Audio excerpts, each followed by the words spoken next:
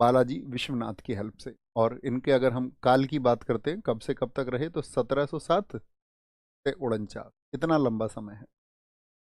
तो बहुत लंबा समय हो गया, क्या बहुत योग्य हैं? तो आप कहेंगे नहीं। साहू जी महाराज ना तो बहुत अच्छे शासन प्रबंधक थे और ना ही बहुत अच्छे सेनापति थे, लेकिन उनके अंदर एक क्वालिटी थी, एक गुण था। वो गुण क्या था? देखो, आप समझना, जीवन का एक कॉन्सेप्ट समझना कि आपका जैसे फैमिली है, आप मतलब दो भाई, तीन भाई, चार भाई, जो भी हैं, आप ये जानते हैं कि इन हम चारों भाइयों में ये भाई सबसे योग्य है, तो आपको उसको जिम्मेदारी देनी चाहिए आगे, किसी भी एक चीज आगे बढ़ाने के लिए आपको उसको सपोर्ट करना चाहिए, आपको उसके ऊपर विश्वास करना चाहिए, हाँ या ना?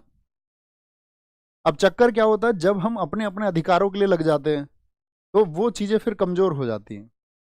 यानी ना तो ऑब्जेक्टिव पूरा होता है और फल होता है पतन। लेकिन ये साहू जी महाराज, मैं कह रहा हूं, ना तो अच्छे शासन प्रबंधक है और ना ही अच्छे सेनापति हैं, लेकिन फिर भी इतने लंबे समय तक छत्रपति कैसे? उनके अंदर एक ही क्षमता थी, विश्वास दिलाने और विश्वास पाने की क्षमता।